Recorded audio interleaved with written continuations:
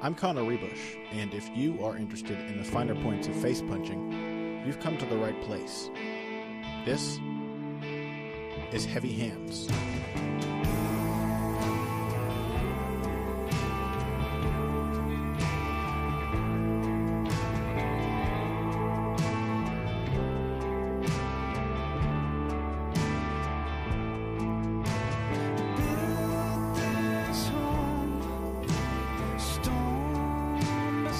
Hello and welcome to another episode of Heavy Hands. I am your host, Connor Ruebusch. With me is Patrick Wyman, and again, this is Heavy Hands, the only show where we have hunches and bunches, and we eat punches for lunches as well. Not to brag. How was that one, Pat? No reaction. Silence on your end of the line. That was just because I had it muted. I don't know. Oh, so I there was. don't know where I stand on that, Connor. There I'm was be real honest with you. There was a loud, involuntary, of you were pleased. I'm going to assume you were just muted. Yeah, I'm there. I'm there with it. Sure. Welcome to Heavy Hands, everybody. We had a fascinating main event last weekend between Alexander Gustafsson and Glover Teixeira, which we will be talking about at the end of today's episode. But before we get to that, you know what today's show has to be all about. UFC 212 is maybe not the card that it was intended to be. It's maybe not the greatest card you've ever seen. In fact, it's definitely both of those things are true. But the main event is one of the best fights the UFC, I think, has ever put together. Between featherweight champion Jose Aldo and interim featherweight champion Max Holloway. The belts mean not that much considering the circumstances. The fight means everything for the division. We've got the greatest featherweight of all time taking on maybe one of the greatest prospects that division has ever seen in Max Holloway, and I'm nervous, I'm excited, I'm fearful. Every emotion, Pat. This is like if somebody asked me to play a game of Fuck, Marry, Kill, and every option was Aldo Holloway. That's how I'm feeling. Like, I don't know, man, because, listeners of the show will know that I am a dear fan of Jose Aldo. I'm also a huge fan of Max Holloway.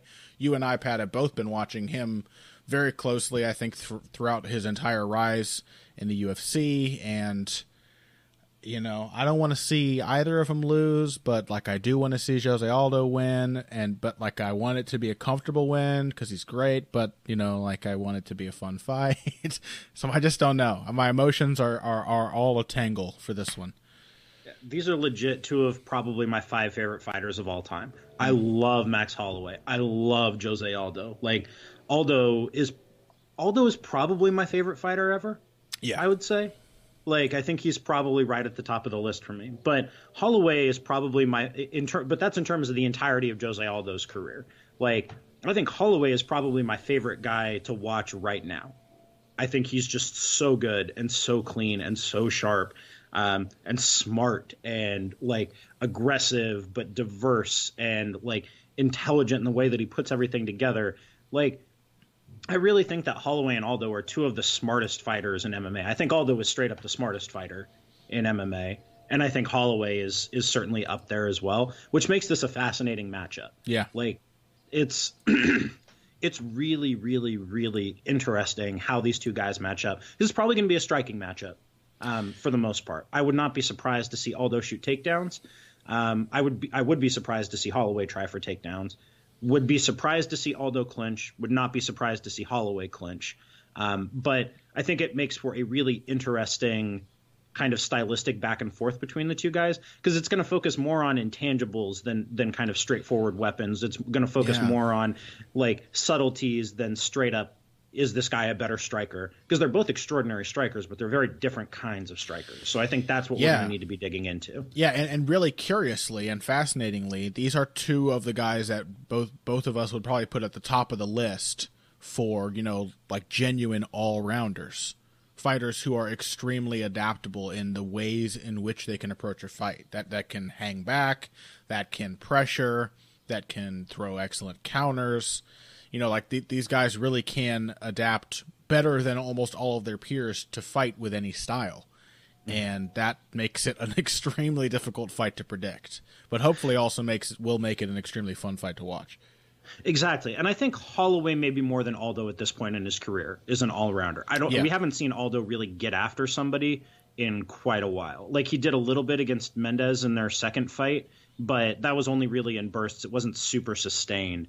But we've seen Holloway fight markedly different fights in his last like 3 or 4 outings, like and different fights within fights too. Like, he'll stick and move for a while. He'll stick in the pocket and counter. He'll pressure. He'll go back and forth from one to the next within sequences. Like, his adaptability, his ability to do basically anything that's necessary at any given point is just unbelievable. Yeah.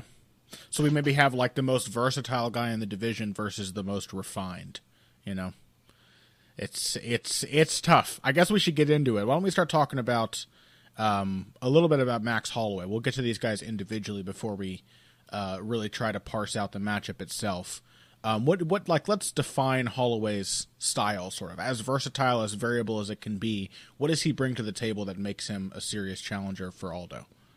So I would say length, variety, and above all pace are the 3 things that we're going to need to keep an eye on here. So in terms of his length, so I met Holloway for the first time last week. I went to a media lunch that he was at, and I shook his hand. I was surprised by how tall he is. And I've met Aldo too, and Aldo is not big. Aldo is smaller than he looks on screen. Like, he's very compact and very strong. But he's not tall at all. Holloway is 5'11" to Aldo's 5'7". Yeah, I mean Holloway. I am also 5'11", but I outweigh Holloway by probably 70 pounds. But Holloway is exactly my height. Like, he's a legit 5'11", maybe even a little more than 5'11". Whereas Aldo is generously 5'7". So there's going to be a substantial reach advantage for Holloway. Well, reach is apparently actually slightly in the favor of Aldo.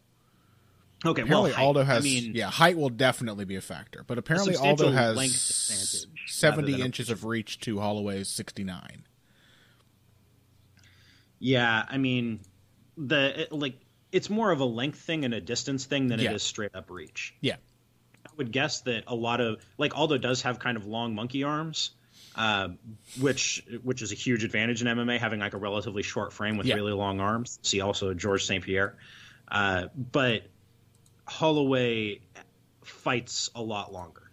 Like, he is a lengthy dude.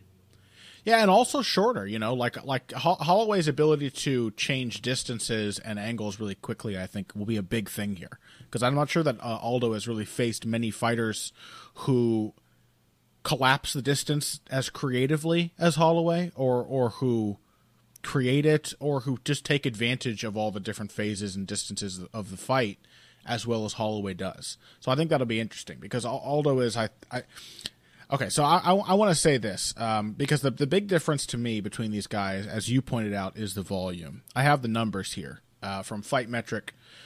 Holloway lands, in terms of significant strikes, which I know the definition for significant is a little iffy, but significant strikes... It's not iffy at all. You can question whether that makes a strike significant, but the definition is clear as day. It's definition any is standing clear. Strike, any power, any clinch strike, and any postured ground strike.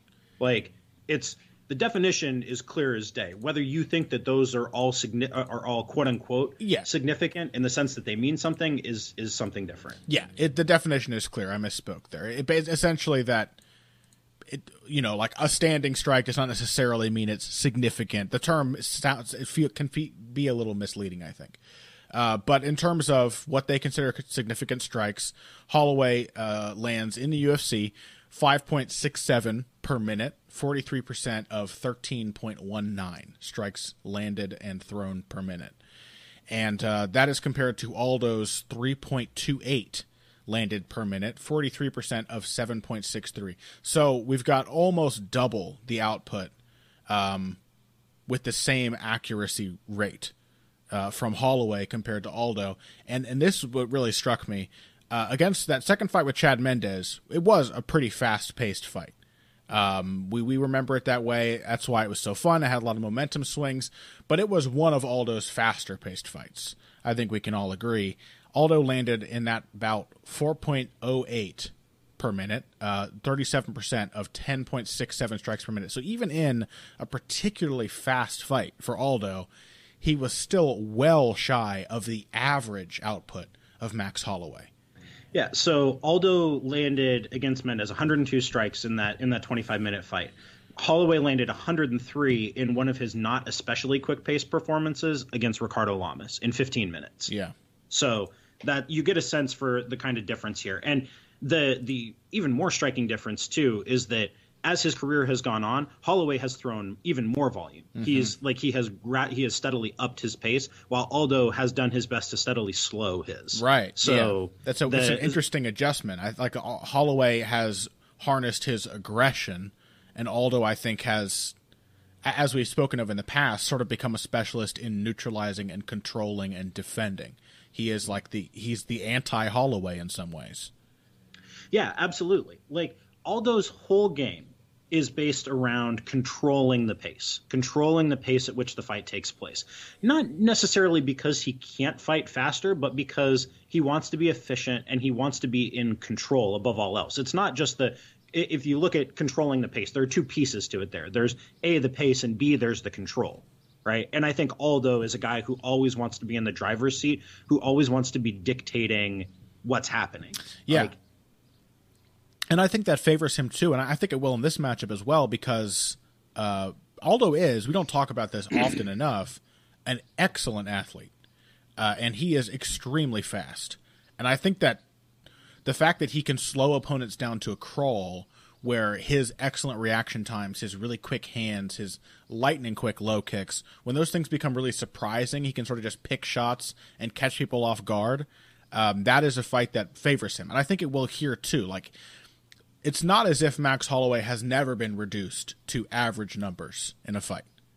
He has had bouts, like against Jeremy Stevens, for example. I think he only... Or Cole Miller. Yeah. Or Cole Miller, right? Two fights that I think were sort of awkward matchups for him. And because of that, because he was like maybe worried about Stevens' power, or because he had a little trouble with Miller's reach, or whatever the reason, both of those guys did convince him to settle down and throw fewer punches. So it can be done. The question is, what can Aldo do if Aldo is set to win this thing to do that? Because do we both agree that essentially controlling the pace and slowing Holloway down is the key to him beating Holloway? Yeah.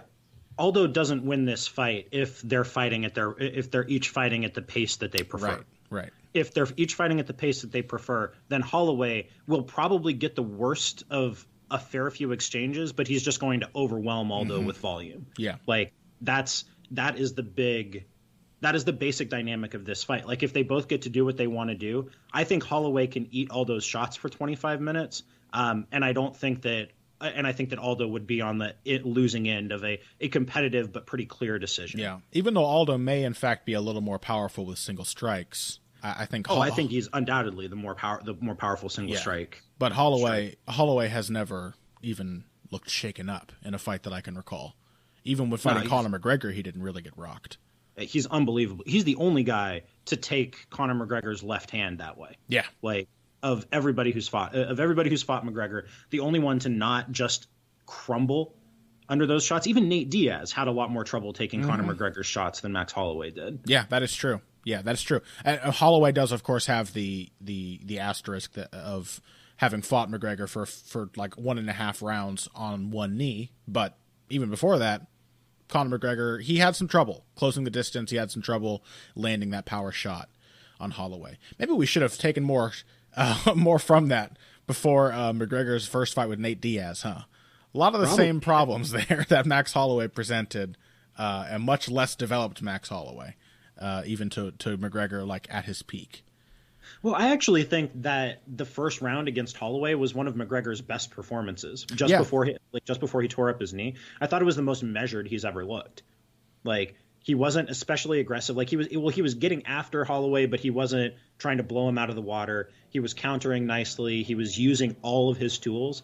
Like, the McGregor now is a much more like boxing oriented McGregor. Mm-hmm. That was McGregor who could box, but also mixed in his kicks really well before he got obsessed with the kicks. I don't know. It was a different McGregor. A very classy performance. Yeah, I'm with you. But as far as Aldo and Holloway, I mean, we know that Holloway can take a shot. I suspect Aldo still can. it was a particularly unforgiving blow that he ran into, leapt into without his feet on the ground against Conor McGregor. And, we saw how Misha Serkinov got knocked out last weekend. Sometimes you just get knocked out, and you can't really explain why. Isn't that right, Pat? Yeah, it just kind of happens sometimes. Yeah, so I think, although I don't think his chin is gone, but I do think that like the volume of Holloway alone will make it difficult. Like Aldo, even against Frankie Edgar at UFC 200, one of his best performances defensively, whenever Edgar would wind up and throw a combination, he would come in with 3 or 4 punches and then throw a kick, he would land one of those shots at least on Aldo. And that is the way Holloway fights whenever he can. Yeah, and Holloway is drastically better and more efficient at pressuring than Frankie Edgar ever has been or ever will be. Yeah. Like, he's way better at it. He's way more dangerous. He's way longer. He's way better at hurting you with his shots and picking you off as you try to circle out. Like, Holloway is really good at that, at forcing you back toward the fence. You think you're safe. You think you're a step out of range, and then he explodes into one last shot that catches you right as you circle out.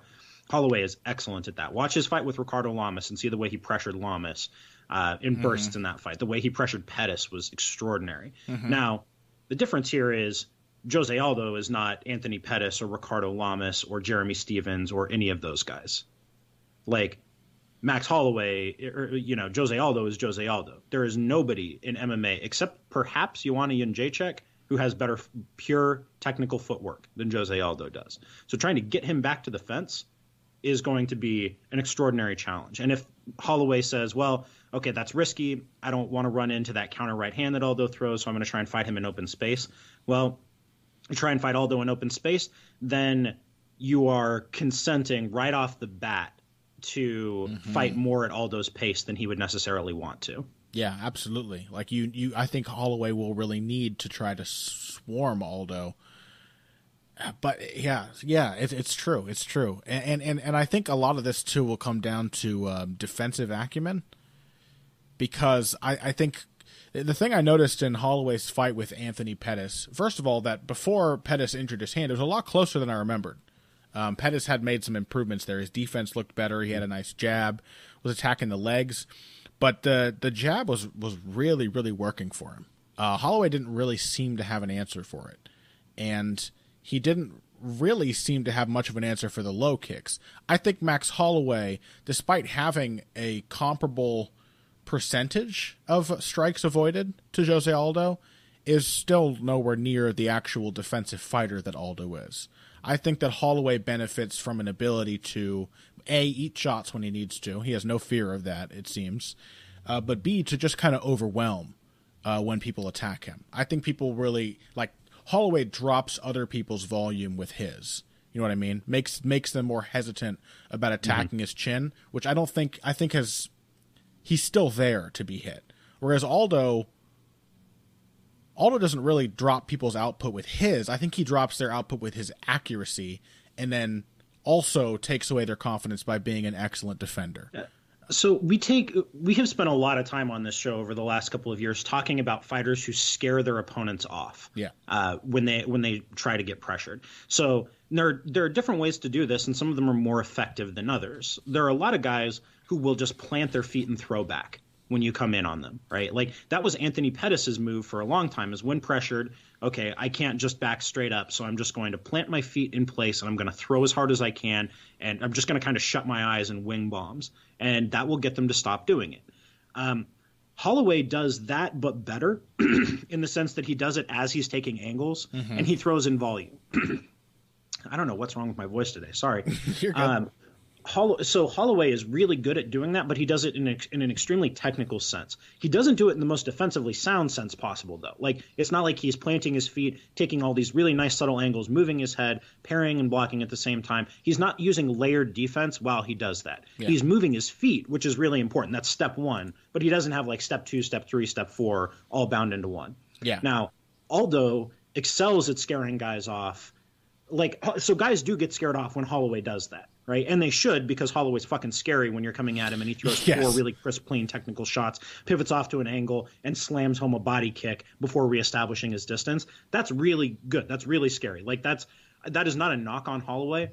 nobody does this better than Aldo, though. And Aldo does it without having to throw 4, 5, 6 punches at a time and exposing himself to danger. He throws one shot, backstepping, pivots off to a new angle, maybe throws one more shot, and then the whole thing has been fruitless. And it's scary because of A, how fast it is, and B, how fruitless your whole sequence was. Right. Like, it's not that it's scary not because of how hard he hits you or how fast he hits you, though that is scary. It's scary because of your complete inability to make anything work. Yeah, it's more of like they both force people to slow down and to throw fewer shots, which allows them to be better on defense. But for Aldo, it's like an implied threat. You know what I mean? Mm-hmm. It's just kind of just look how much better I am than you. Like you tried your best shot and it gave you nothing. And my question is, what kind of effect will that have on Holloway? If Aldo's accuracy is there, if his defense is there, if he's slipping shots, because I think the idea that some people have had against Holloway is that maybe you want to pressure him. But I'm wondering if counterpunching is the way to fight him. Ricardo Lamas had some good success. He lost every round of their fight, but he had some good success on the counter when Holloway was swarming. So did Jeremy Stevens. So did Anthony Pettis at points, and good with pot shots from range. I think Swanson had some success counterpunching him early too. Yeah, yeah, he did. And I think the thing is that Holloway stuns people with his volume, with his aggression, and with how well he can take a shot. I am not sure that Aldo will be stunned by that before Holloway is convinced to slow himself down. Yeah, because you hit on something really important there. That Holloway doesn't just stop after that initial combination. If you counter him, and this is what makes this particular dynamic so fascinating, is Aldo is really good at forcing you to go just one layer deep with your pressure, that he scares you off with that one thing, and then he makes you think, and when you're thinking, Aldo is always thinking and acting faster than you are. And that's how Aldo controls the pace, right? As soon as you have to slow down and start thinking about what Aldo's going to do, the fight's essentially over. You are 3/4 of the way to losing the fight. Holloway's response to that, when he gets countered, is not to back off and start thinking more. It's to mix things up on his next round of pressure. Mm-hmm. He's not going to stop pressuring you once he decides to. He's just going to try new wrinkles and new things. Mm-hmm. So you throw at him, you hit him. He comes in at you the next time, you throw at him, he cuts an angle to the side and throws a different combination afterward. So Holloway excels at layering his pressure together and trying multiple things and working from multiple angles. So you can't really, it's hard to scare him off because he is also forcing you to think about how you're going to counter his next layer of pressure. Mm-hmm. And he's really good at staying close and countering your counter, but from a new angle. So the battle for foot position and for angles here, when Holloway comes in on Aldo, because I do think Holloway is going to try and pressure him. I think he's too confident.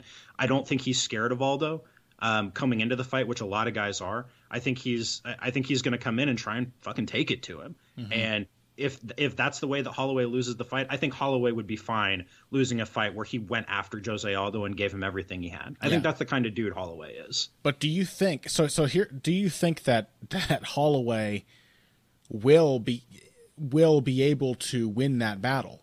Because most people are stymied, I think, by the fact that he just keeps trying new things. That he has sort of like a Carlos Condit approach where you hitting him just tells him he needs to try something else, not that he needs to stop trying. And I think that usually works because other people, they back down from that game of chicken first, essentially. And I'm not sure that Aldo will. In fact, I'm certain that Aldo won't. So can Holloway and Aldo both throw their A games at each other without either one of them swerving for 25 minutes, or will one of them be sucked into the other's fight? See, I think that we're going to get multiple different kinds of fights within the fight. Yeah. And I think that's what makes this such an incredibly compelling matchup. Is I don't think that we're going to get I don't think it's going to be like Aldo's fight early and Holloway's fight late. I think that we're going to get within every round little battles like this. Aldo having to fire bursts to try to compete with Holloway having to slow down because Aldo counters him hard. But then I think it's going to look a lot like the second Mendez fight, mm-hmm. but quicker paced. And the real question to me, because we've talked a lot about Aldo putting Holloway off Holloway's pace, I think that Holloway is going to make Aldo find like that fourth and fifth gear that he hasn't really had to in a long time.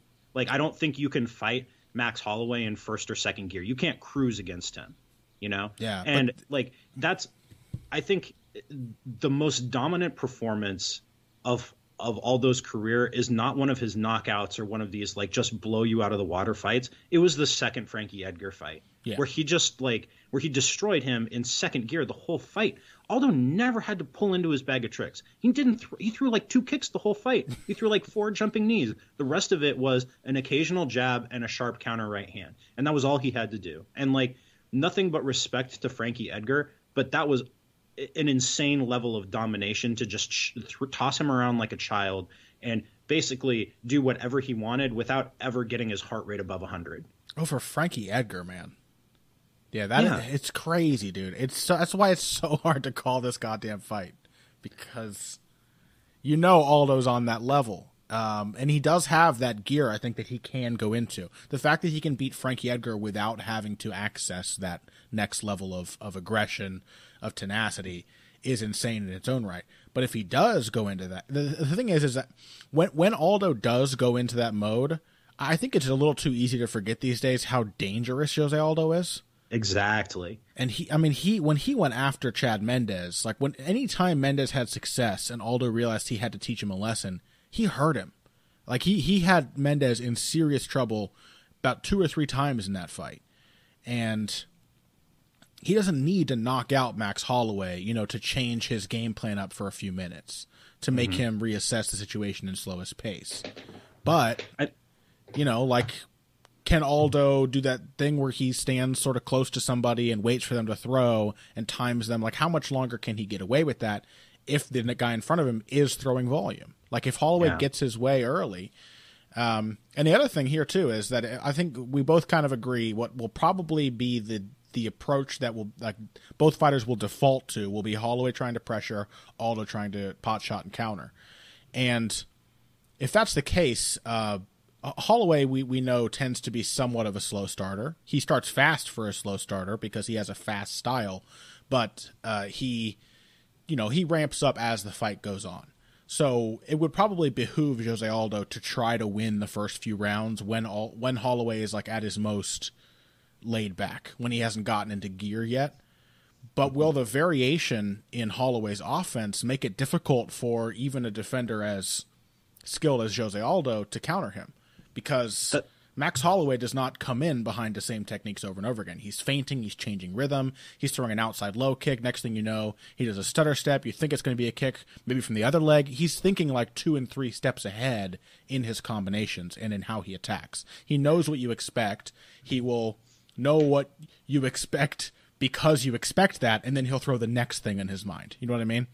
Mm-hmm. I think we ought to take a quick break and finish up in the second segment here, because we've been going for a while and we still have a lot more to talk about. Yeah, I think that's probably the case. We're going to also try to cover on this episode Claudia Gadelha versus Karolina Kowalkiewicz, but obviously I think most of our attention deserves to be placed on Aldo versus Holloway, so we will get to the other fights when the time is right. But for now, let's take Pat's advice, take a break. When we come back, more Aldo versus Holloway. Hey everybody, thanks for listening to this week's Heavy Hands. If you like what you hear, please consider pledging to support the podcast on Patreon. Patreon is basically continuous crowdfunding. You sign up to contribute a certain amount per month to help us with production costs and the like, and in return you get rewards ranging from a mention on the Heavy Hands website to a question or topic of your choice being discussed on the show.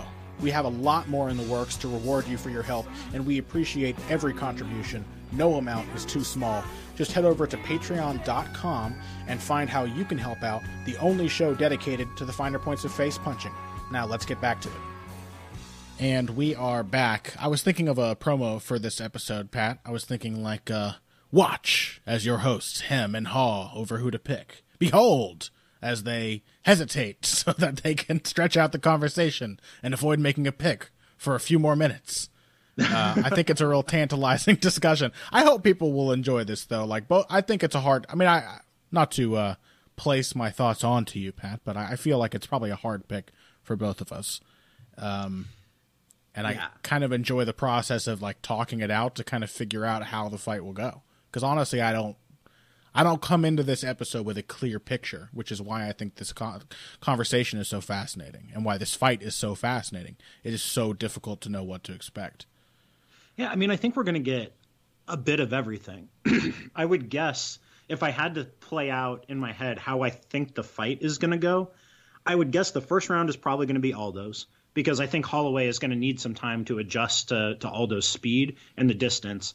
And Aldo generally comes right out of the gate able to sense where his opponent's going to be, what his timing is going to be. It's one of Aldo's strengths is how fast he gets a hold of that.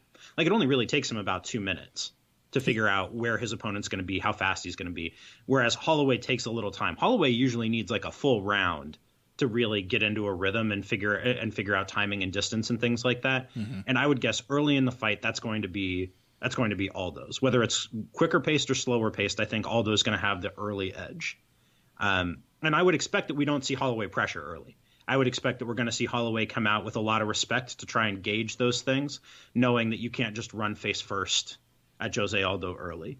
Or maybe you can. I don't know. I don't know. What do you think, Connor? Maybe you can. I mean, Chad Mendes sure tried, but Chad Mendes got convinced not to pressure by the end of the first round, despite enjoying some success early.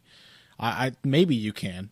Certainly Chad Mendes knocked Jose Aldo down quickly, then almost immediately got knocked down himself. So, God, it is hard to say, man. It is really, really hard to say. I think something we have to consider here is that we are very used to seeing Jose Aldo fight wrestlers. Most everybody who fights Jose Aldo has at least in the back of their mind a desire to take him down. And while Max Holloway will certainly take an opportunistic takedown if one materializes, which of course it won't, because you don't ever seem to catch Jose Aldo in a position where he shouldn't be, he's not going to be pursuing the shot the way people like Frankie Edgar and even like Ricardo Lamas and basically anybody, Chad Mendes. It's going to be mostly striking. Almost entirely striking from Max Holloway. And so sometimes I think we can get an inflated impression of how good somebody is as a striker when they are striking somebody who doesn't really want to strike with them. But I also think that it's going to free up Jose Aldo's game. We know Aldo has developed his boxing and everything, but he really has relied on it more, I think, as he's faced the best wrestlers of his career, people like Frankie Edgar and Chad Mendes, and has stopped throwing so many low kicks and all that. I think we're going to see a return to more old school Muay Thai Aldo in this fight. He even approached the last Frankie Edgar fight with a little more of that attitude. He was trying to throw more intercepting elbows. He threw a lot of those knees as his counters. Was not quite the boxing approach it was the first time around. But he did eschew the leg kicks, and I don't think he will against Holloway. And I think we may be reminded of why Jose Aldo's leg kicks are so feared when we see Holloway take about 3 of them and really start to feel it. I think that may be what Aldo needs in this fight to get around the fact that he probably can't hurt Holloway's chin, is the fact that he will be pretty much free to throw his leg kicks. The only thing he has to worry about is getting them checked. He does not have to worry about them being countered with a takedown. And Holloway has never done an especially good job of checking with or dealing with low kicks. Yeah. That's the thing that makes me think of it. Jeremy Stevens had a lot of success. That's the thing. I watched that fight to get an idea of what a bad Holloway fight could look like, what a fight that doesn't go his way could look like. Because even ones earlier in his career that didn't go his way, still largely a lot of the time went his way. He was still having his moments. And Jeremy Stevens, slowed Holloway down. He was a threat because of the speed of his hands and his power. And he was confident, composed. He was willing to keep a close distance from the beginning of the fight. And he had a lot of success with low kicks. And so did Anthony Pettis. And if Jose Aldo feels free to throw leg kicks, man, I don't know what to tell you. It's a bad situation to be in a cage with a Jose Aldo who feels free to kick your legs. So I think that the fact that Aldo is such an amazing controlling fighter I think it will have an effect, but it is really hard for me to imagine Max Holloway consenting to be controlled. Like, it's not going to be, as you said, I don't think it's going to be Holloway having the fight taken out of him and then sort of surviving Jose Aldo's fight. I think he will make numerous attempts to rally and get the fight back in his favor. Yeah, as far as the kicks are concerned, I would expect that to be more of a problem for Holloway early than late, because I think if we've learned anything, it's that Aldo doesn't really kick going backwards. Yeah. And like when he kicks, it's generally because his opponent is letting him do his thing at range and open space. Mm-hmm. And I think that Holloway, my general sense for how this fight is going to go is that early Holloway is going to kind of consent to that. He's going to eat too many shots. He's probably going to lose the first round, maybe the second round. He's going to get countered big when he tries to pressure early.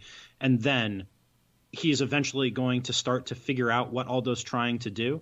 And at that point, then he's going to eat fewer and fewer of those kicks. The question to me is, how much damage is he going to take early? Is he maybe going to get finished early if he tries to really go balls to the wall out of the gate?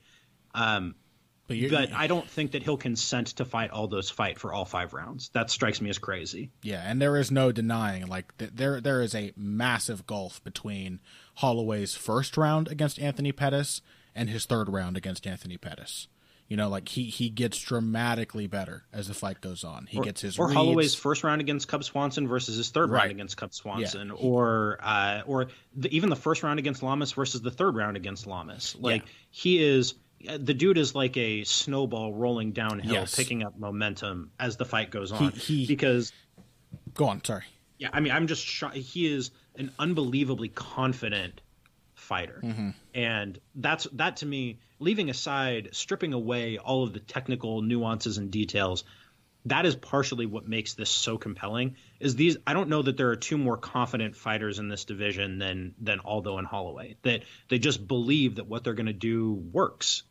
Like, even getting knocked out in 13 seconds by Conor McGregor doesn't really seem to have shaken Aldo's confidence. And everybody who has fought him, like, do you remember that great piece Sean Al-Shadi wrote back in like November of 2015 before Aldo McGregor? I just tweeted it out on my feed again.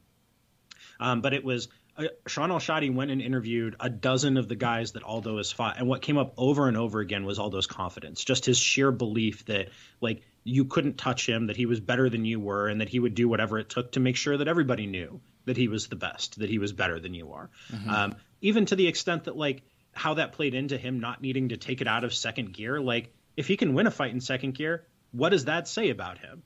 And what does that say about you? That's Aldo in a nutshell right there. But Holloway, like, when I met him, man, I was so struck by his self-confidence and his belief. Like, not in a bravado sense. Like, I've met a lot of fighters with bravado before. This wasn't bravado. It's just that Max Holloway is a confident man. Mm-hmm. Like, he really believes that he's going to go out there and beat Aldo. He talked about watching WEC shows when he was 16 or 17 and watching Aldo fight and thinking, not like, man, what a great fighter, but like, I want to fight that guy and I want to beat him. That's what was going through Holloway's head when he was watching Aldo fight in the WEC and just wreck dudes. Yeah. And I don't think that's bravado. I don't think he's lying about that. I think he genuinely has always wanted to fight Jose Aldo and thinks, oh, badass, I get to fight this dude. I'm going to whoop his ass. Like, that to me that makes for a really compelling matchup, even leaving aside everything else. Just like, yeah, you know, I think, because at some point we gotta bring this. We gotta make a pick, I guess. Gotta wind it down. I think I'm taking Holloway by really close, tight 5-round decision. I think that this is one of those evolution of MMA things that it's not like a deficiency in Aldo's game. It's just like he's not really built to throw 15 strikes a minute and never has been. And I think he can do that in bursts, and I think he can do that when he wants to scare guys off. But I think eventually, once Holloway gets rolling, that whatever output Aldo can maintain is just not going to be enough to stem the tide. And I think that that's going to be enough to win Holloway firmly, like 3 out of 5 rounds. Right. And if the key for Holloway to get that volume going is to stop eating the counters that we both think he'll probably eat a few of in the first couple rounds, then the point about him getting better over the course of the fight is that he's not an amazing defensive fighter. He doesn't have a very deep well of defensive techniques, not a lot of layers, not like Aldo. And he can't do what Jose does, which, as you pointed out, Pat, is like he will stand in front of you. 3 seconds have gone by in the very first round, and you throw your craziest shit, and he sees it coming. His triggers are so well tuned, so completely well designed for whoever's standing in front of him, and his speed and his reaction time and his confidence in moving his head or pulling back or doing whatever is exactly the right technique to defend. Holloway doesn't have that, but he has incredible stamina. He's got very good footwork, and he uses those things. Like he has stamina enough that he can move as much as he needs to get out of the way, whether it's leg kicks or punches to the head. And as the fight goes on, he gets his reads. He starts to know what his opponent likes to throw. He starts to, through his vast catalog of techniques that he will try, starts to realize which ones work together, which ones play off of each other. We have two masterful tacticians. And I think in that kind of matchup, I think what we're going to get is a bunch of different fights happening over the course of these 25 minutes, and it's going to come down to who is the better tactician. I think I have to go with Jose Aldo. I have to go with the experience, the extreme depth, but also the refinement of his skill. That I know that Max Holloway can be slowed down. I know he can be convinced not to throw his usual pace. And while I know he's coming into this fight extremely confident, it is not impossible at all for me to imagine him having that confidence dented pretty severely if the first round really doesn't go his way. And I know Jose Aldo can teach a lesson to a younger fighter that they'll carry with them at least through the next 20 minutes, if not for the rest of their career. So it's an extremely hard fight for me to call as well, but I think I will go with Aldo, and also via very tight decision. I mean, regardless of what happens, I think this is going to be the fight of the year. It's always risky to make those kinds of picks beforehand, but I think there has never been a fight going into it, I would say, that I've been more confident is going to produce elite technique, a quick pace, and a lot happening. Because even in the scenario that you point out, Connor, I don't think either of us sees a scenario in which Aldo completely outclasses Max Holloway. No, absolutely I think that is the one outcome that is totally out of the question. Like, I would not actually be all that surprised if it turned out that Aldo's chin was cracked and Holloway flurried on him and finished him early. Sure. I would not, and I also wouldn't be surprised if Holloway came in over aggressive and Aldo flattened him. I would maybe be a little surprised, but not shocked. The only thing that would surprise me is if this were a 25-minute ass whooping. Yeah. Actually, either way, that would surprise me. Same here. Yeah, I think all that Aldo can really hope to do against Holloway, if he's going to damage that confidence, it's going to be to make Max Holloway cautious. He's not going to take the fight out of Max Holloway. He's not going to convince him to stop trying. He does have that will to win, and he is very creative, and again, his conditioning is top-notch, and he's going to come into this fight knowing that he can push a pace more comfortably than Jose Aldo probably can. That he has no fear in his mind of getting too tired to continue fighting. But, it may... Both of these guys will be changing the way the other chooses to fight over and over and over again. You know what I mean? Back and forth. Two such excellent tacticians, both excellent adjusters. Essentially, we are going to see two of the best fighters in the sport right now constantly adapting to what they're showing to one another. And I can't fucking wait to watch that. I really can't. And I know it makes me nervous, and I'm not super happy about the idea that either of these guys might lose, but I cannot wait to watch them work, man. All right, let's do one more break, and when we come back, we're going to get into that co-main event, and then we will give our thoughts on the results of UFC Stockholm and that main event between Alexander Gustafsson and Glover Teixeira after this. Financial support is fantastic, but there are other, even easier ways to support Heavy Hands. Perhaps the best is by spreading the word. We know our fan base. You're all cool, popular people with serious social media presences. You're tastemakers and trendsetters. Okay, there are one or two of you that don't fit that description. You know who you are, but no matter what, you can always help us out by telling folks about the show. And you can also give us a positive rating and review on iTunes and Stitcher, things like that. We rely on word of mouth and positive feedback to grow and improve, so thank you very much for your time and your help. Now, back to the show. And we are back. We spent about 5 minutes after the end of that last segment, Pat, discussing Aldo versus Holloway. because the fight is so damned interesting, and it was a struggle. Honestly, it was a struggle for me to just buckle down and make a pick there.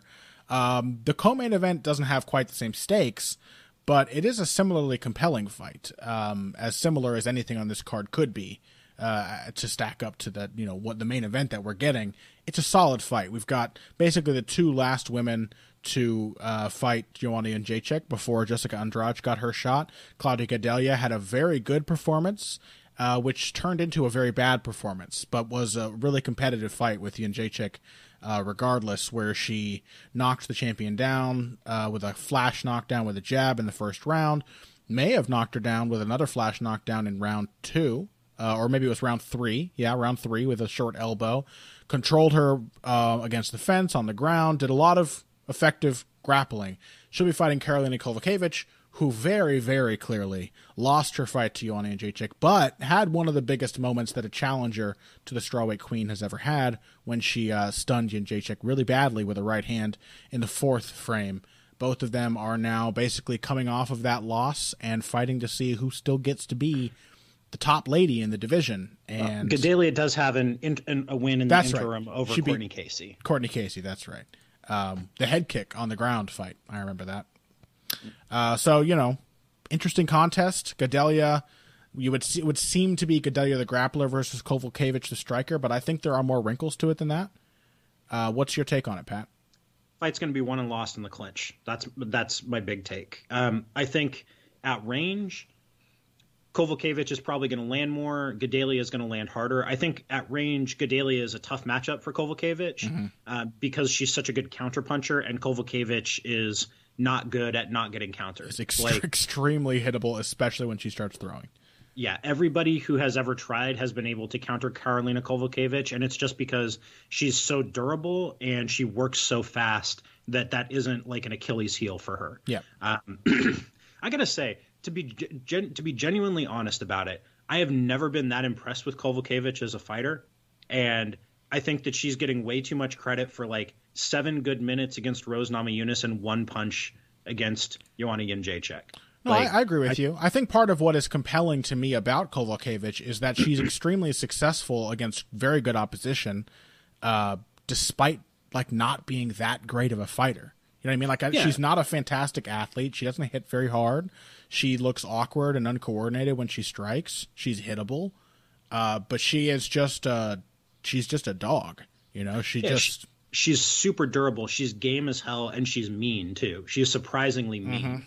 And that, I think, is what makes this fight with Gadelha a compelling matchup, is because Gadelha really, as much as she's effective at range, and she is really effective at range, she's a really good tight counterpuncher, throws nice combinations in the pocket, throws with real speed and power, has really quick triggers there too, is genuinely good at counterpunching.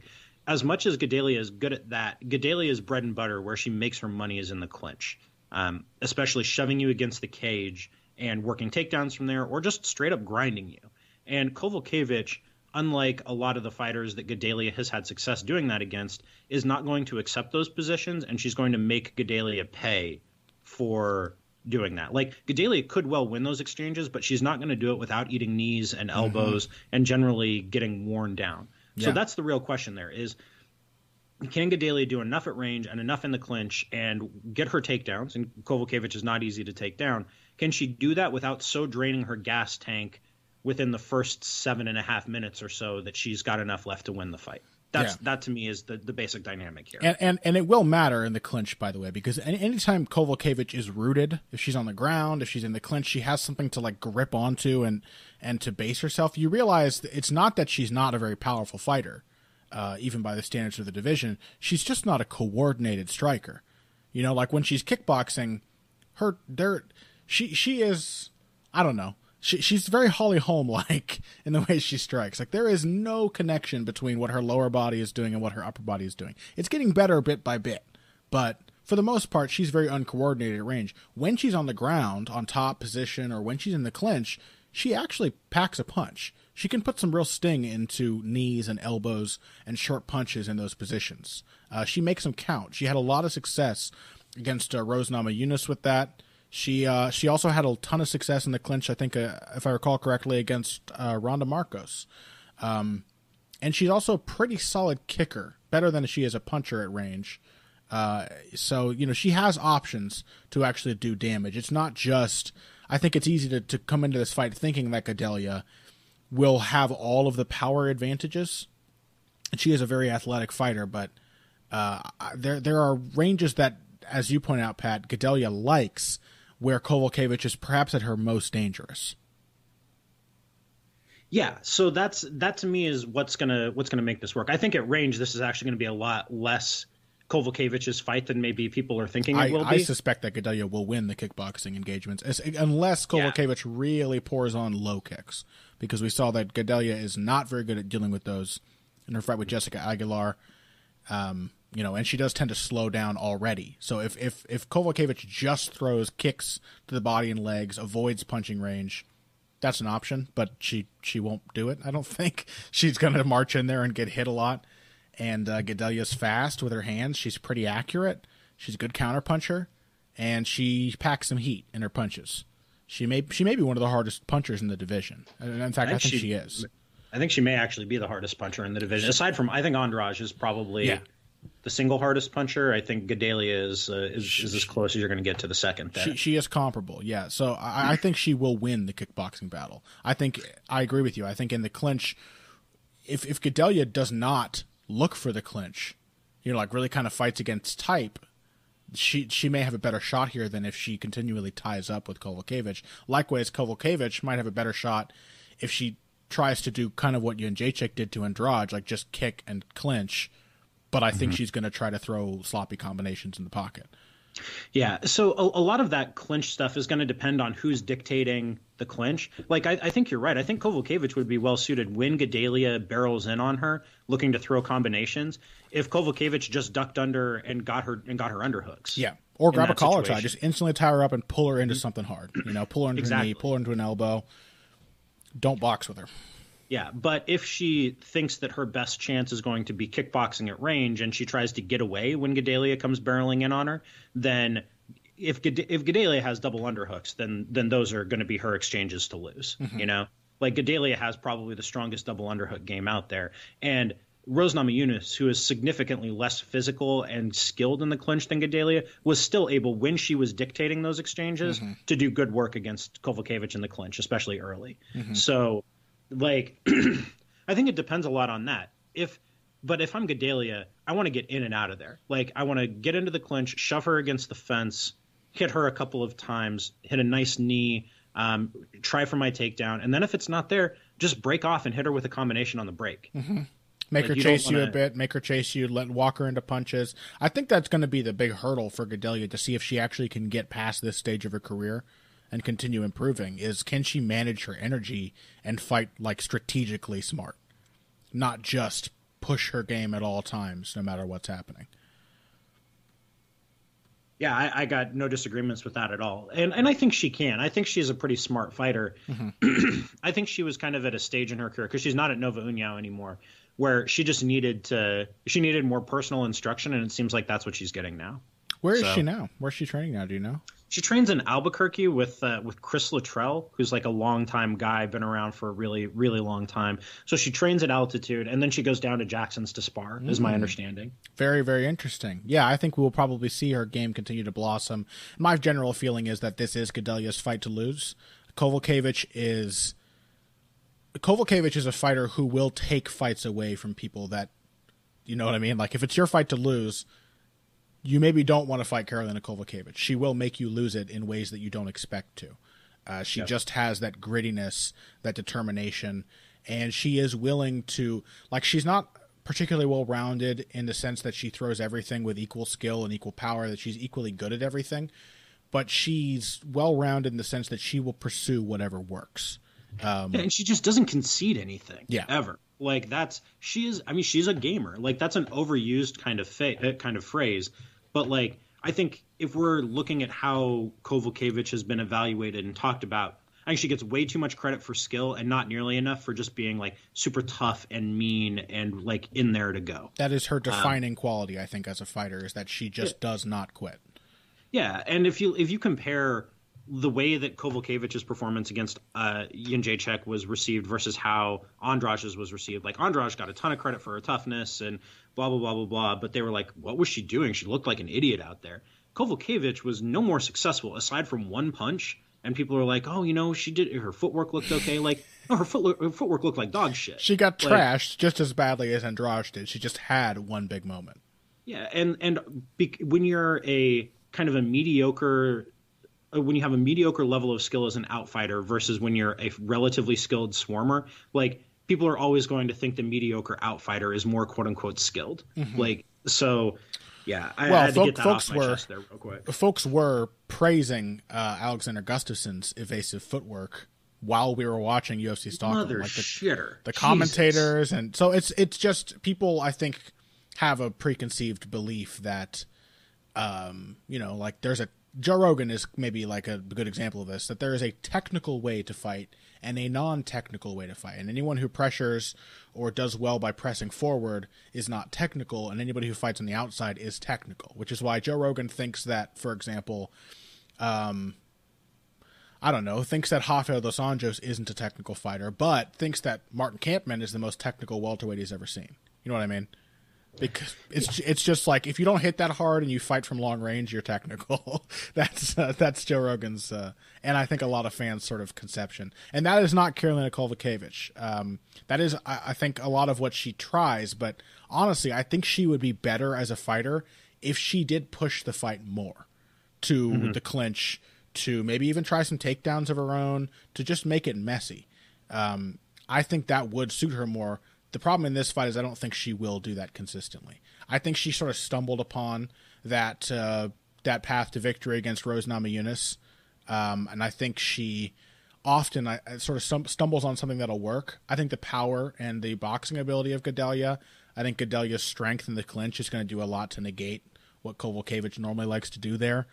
And Kowalkiewicz is an underrated grappler, but Gadelha is not. So she is highly rated. Gadelha is like a supremely skilled top control grappler. Yeah. She's not the most dangerous grappler in this division. That's probably Rose Namajunas. But in terms of sheer overall technical skill, I think she's probably the best. Yeah, she's very, very solid. So I think that Gadelha will probably have a pretty shitty looking third round compared to the way the rest of the fight goes. I think she's going to start to slow down. I think Kowalkiewicz is probably going to, by that point, have stumbled on something that works and will be pushing it. But I think Gadelha is tough enough to survive that. I think she's skilled enough on the feet to sort of keep Kowalkiewicz a little respectful, and I think she's going to win those first two rounds without too much trouble.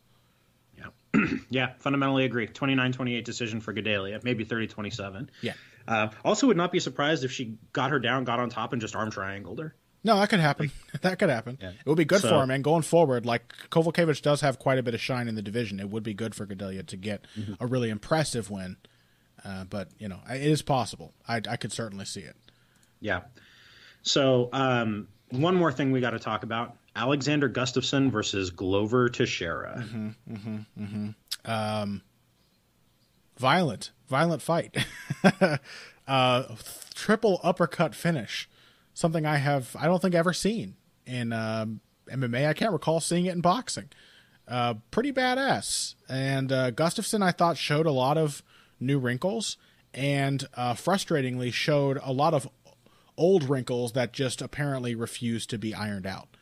Namely, I think the fact that he is, as you pointed out in last week's bonus episode, not a very good defensive fighter. It seems he will never be a good defensive fighter at this point. I've kind of lost hope in that. And that his footwork, which we talked about, is sort of like, over-eager and not more based more on like confidence and swagger and activity than it is on skill. It seems to really have just stagnated. Like, I think Gustafsson, as far as defense and footwork, is the fighter he's going to be. And that's a little depressing, but he did look good, relatively speaking, against Glover Teixeira. Yeah, the footwork thing, he knows how to pivot. He knows how to do things like that. He knows how to cut angles. Because the finishing sequence is a really good example of this. So he lands those 3 uppercuts. Teixeira throws a right hand back at him.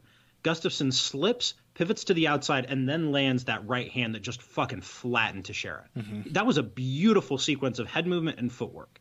But so he can do that in bursts. He knows how to do it. He doesn't know how to do it consistently, and I don't think he knows how to do it under pressure. Yeah, that's the big thing. That is why I compared him to Junior last week, because Junior does that shit too. Junior does it when he's the one leading, when he's in control. If he's pouring on the attack, or he is like picking off shots, he feels good that he has the footwork. And so does Gustafsson. But the moment that pressure is on, I can't tell you how many times Gustafsson ducked down to his right, turned his back, and ran away from Glover Teixeira to get back to the center of the cage. And I was tweeting about this yesterday because it always makes me angry when I see this. But like, it's not because this isn't a matter of criticism because it's cowardice or you don't turn your back and run or anything like that. Yeah. Like, that's stupid. That's really dumb. Yeah. That's not why we feel this way. Although it does look bad to the judges. I mean, we have to say that.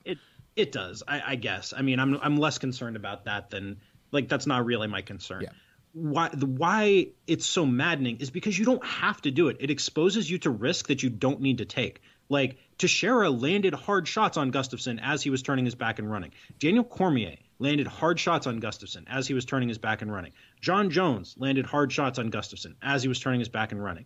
Basically, every fighter who has used that strategy at some point repeatedly has had to pay for it. Yeah. Gustafsson has had to pay for it repeatedly, and he still does it. You don't have to do it. You just need to keep your head about you, keep your wits. When you get backed up, you need to cut angles, pivot, sidestep, roll, all of that, and do so unpredictably and with good timing as your opponent comes in. It is not necessary to expose yourself to that level of risk. That's what's maddening about it, not the visual.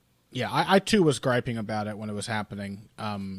And I mean, to me, it doesn't like make me angry necessarily to see that technique. It just kind of makes me disappointed because I know, again, that Gustafsson is capable of more. But also, like, I'm not angry. I'm just disappointed. yeah, that's what it is. Really, it's I want to see Gustafsson improve that technique, and I want to see across the board in MMA more of this kind of footwork that we're talking about, and we just don't see it yet. So it is a little frustrating, more disappointing to me than anything else. But some of the responses I got for pointing that out were like, you know, people seem to think that I was trying to shit on Alexander Gustafsson.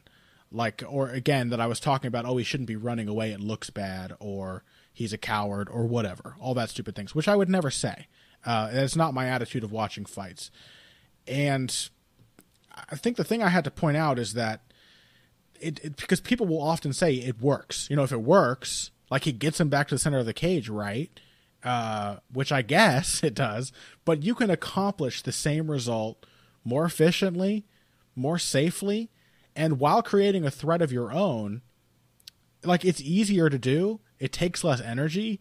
It doesn't put you at such risk of being hit, and it allows you to fire back if you find an opportunity. There is no reason whatsoever to do what Gustafsson does rather than pivot. And I say this not to shout at Alex for refusing or for not being able to adapt or adjust or improve or not having the right resources, but to like impress upon fans who think that turning your back and running away is just as good as pivoting and facing your opponent if they both get you to the center of the cage. I'm not saying like one of those exposes you to an inordinate amount of risk and the other does not. That's like the goal here is to get yourself back to open space as safely as possible. If one of them gets you back to open space safely and the other gets you back to open space but exposes you to a substantial amount of risk, then one is better than the other, and you should do that. It's not an aesthetic choice; it's a functional one. Yeah. And you may not pay for it this time. You may not pay for it the next time. You may do it 10 times in a fight and not pay for it.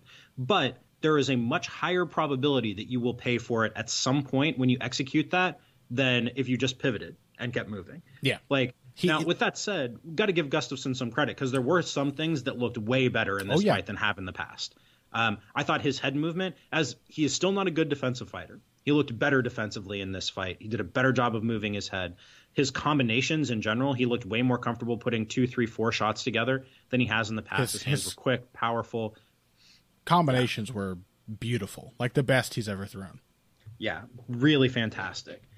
So credit for that. Like, I don't think the basic dynamics of him as a matchup for the top 2 guys in this division have really changed, but he's certainly dangerous as hell, and he's certainly fun as hell to watch. That's the thing. It's not that Alexander Gustafsson, I'm saying, oh, he does this so he's bad. He could be better. Like he's really, really good and he could be better.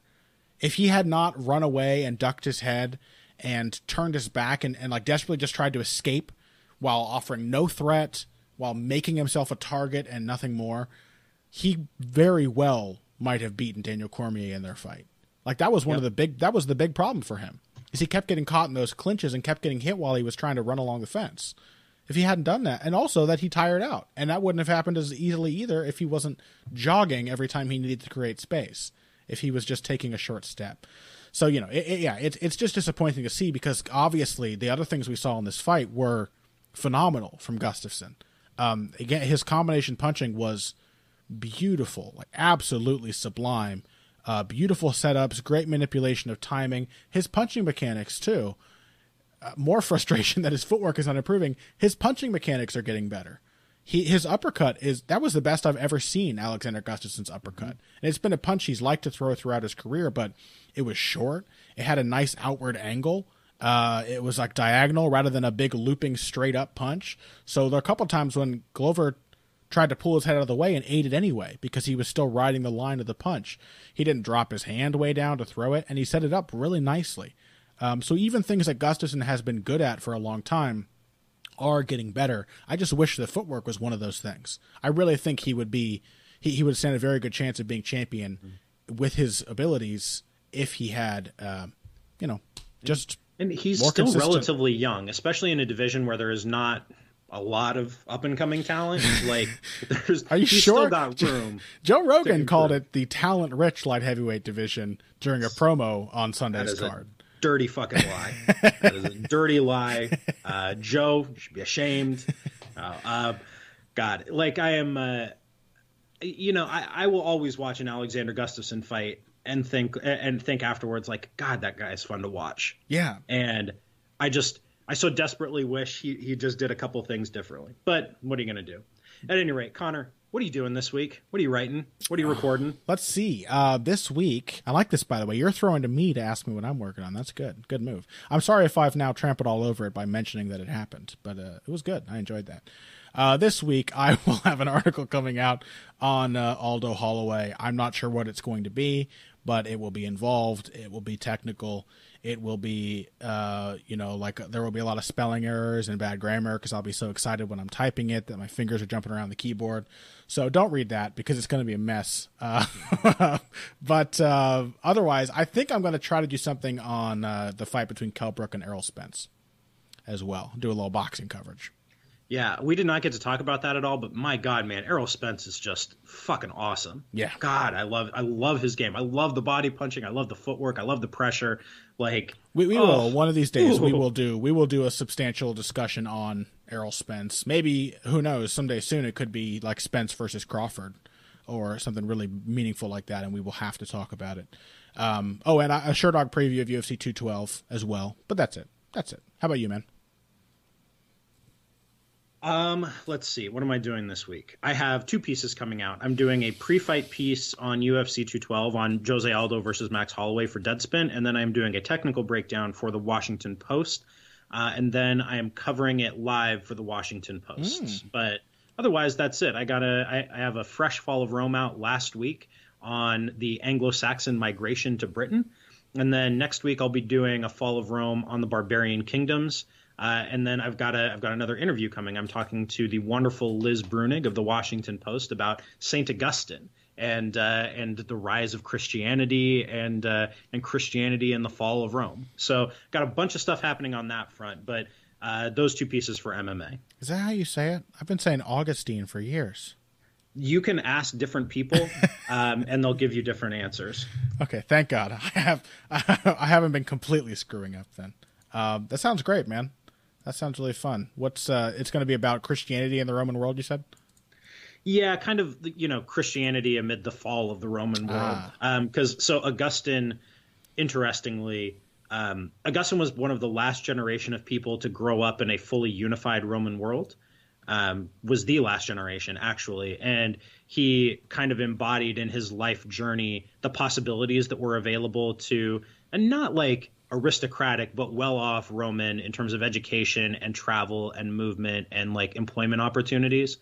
And and he died in a town that was besieged by the Vandals. Like the city was literally under siege by the Vandals when he died there in North Africa. So over the course of his life journey, and you can see this reflected in his theology and the questions that he had to answer in his theology, a lot of it was like, what does it mean to be a Christian living in a world where the only political structure you've ever known is falling apart? That's the question that the City of God tries to answer, is like, did Rome get sacked by the Visigoths because we don't honor the old gods enough? That's the central question of the City of God. And so he's the greatest theologian of all time, pretty hands down in that regard. But the questions that he had to answer were not idle ones. They were inspired by the world that he was living through. So that's going to be the focus of the interview, I think. That sounds fascinating. I think we should make this a regular thing where at the end of each episode of Heavy Hands, we do a 2-minute mini-sode of Fall of Rome to hype your show. I mean, it'd be good for business, but also it's fascinating to hear about. And I want more people to have a reason to cross over and dip their toes into the history. We'll have to start up our next podcast on 16th century German mercenaries. Yes, absolutely. Dude, I just read a book on that was all about like the business of military contracting in the late 15th and early 16th centuries. Yeah. So it's like a social study, like a study of the social status and employment of like military contractors. And basically they were like huckster small businessmen, like providing 50 or 100 troops at a time. And like they had to operate on credit, and sometimes their guys didn't get paid, and sometimes they got cheated by their employers. Yeah, we got lots to talk about. Yeah, I got a title for you. The Lands Connection. What do you think about that? Yes. Welcome to the Lands Connection. I'm Patrick Wyman. Okay. All right. That's about it. That is a full 4 minutes of unrelated content. We hope you guys enjoyed that. We hope you guys enjoyed the entire show. Please check out the stuff we have coming out this week. Check us out on Patreon. We do bonus episodes. People over there have been enjoying it. We've been putting out some good shit. We do 2 or more bonus episodes every single month. And that is accessible for just $3 a month. Very, very affordable. Very, very affordable. I'm going into Donald Trump mode for some reason now. It's the best. Patreon is the best. Also, coming out very soon, Phil McKenzie and I will be doing a second episode of our Underdogs sub-series, Heavy Hands Show. That is going to be available only for $3 patrons as well. And we're talking about journeymen and weirdos. And on this next one, we're going to talk about some of our favorite UFC journeymen, which are populating the otherwise totally uninteresting card that is Lewis versus Hunt. But we're also going to be doing a feature on longtime Japanese vet Hideo Tokoro, who is now scheduled, unfortunately for him, to fight Kyoji Horiguchi in Ryzen's 135-pound tournament. So we're going to do a little celebrating of that man's historic and fascinating career, and talk about some other journeymen, oddballs, and underdogs. And other than that, I think that's everything for us here on this episode. Find us on social media, ask us your questions, whatever. Check us out on Patreon, and we will see you guys next time. If you came here today for the finer points of face punching, you came to the right place. This has been Heavy Hands.